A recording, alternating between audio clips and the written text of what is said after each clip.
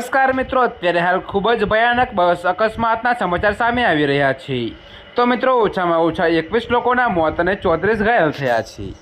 તો મિત્રો, તમને વિગતવાર જણાવીએ કે ઈરાનના દક્ષિણ ભાગમાં એક ભયાનક બસ અકસ્માત થયો છે।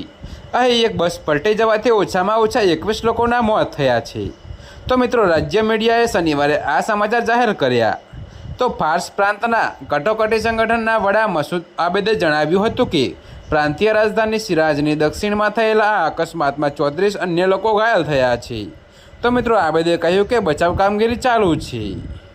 તો મિત્રો, તમને વધુમાં જણાવીએ કે તેમણે કહ્યું કે કામગીરી પૂર્ણ થયા પછી અને વિગતવાર તપાસ હાથ ધર્યા પછી વધારાની માહિતી અને અંતિમ આંકડા જાહેર કરવામાં આવશે।